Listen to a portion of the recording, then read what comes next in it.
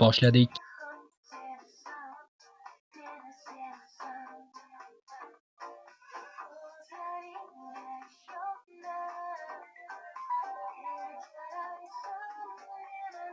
Bugun bu o'yinni hamma ko'ra olmaydi va bugun Manchester City uchun hammasi hal bo'lishi mumkin. Ayniqsa bitta futbolchi uchun, Abduqodir Husanov uchun. Assalomu alaykum, futbol ixlosmandlari. Siz Matchday.uz kanalidasiz. Videoni davom ettirishdan oldin iltimos, kanalga obuna bo'ling. Statistikaga qarasak, tomoshabinlarning 76% videolarni obuna bo'lmasdan ko'ryapti. Agar siz ham futbolni tushunadiganlardan bo'lsangiz, obuna bo'lib qo'ying. Endi mavzuga o'tamiz. Bugun Manchester City Chempionlar Ligasida Galatasarayga qarshi maydonga tushadi. Bu uchrashuv City uchun juda muhim, chunki jamoa hozircha 1/8 final masalasida aniq holatga ega emas. G'alaba bo'lsa, imkoniyat saqlanib qoladi. Aks holda play-off xavfi bor. Endi asosiy savol: Abduqodir Husanov maydonga tushadimi?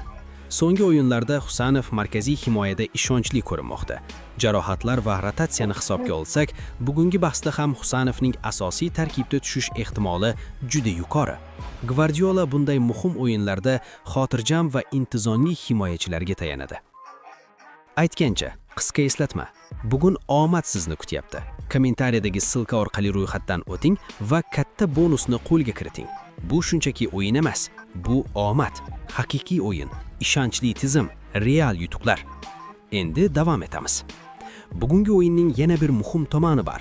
Zo'r TV telekanali bu uchrashuvni jonli efirda ko'rsatmaydi. Shu sababli ko'pchilik o'yinni qayerdan tomosha qilishini bilmayapti. Agar siz bu bahsni jonli efirda tomosha qilmoqchi bo'lsangiz, bizning Telegram kanalimizga obuna bo'ling.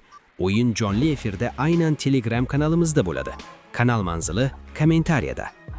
Xulosa qilib aytganda, bugungi kecha Manchester City uchun hal qiluvchi, Husanov uchun esa yana bir katta sinov.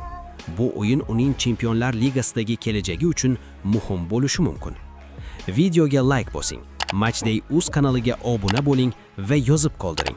Sizcha Manchester City bugun 1/8 finalga chiqadimi va Husanov qanday o'yin ko'rsatadi?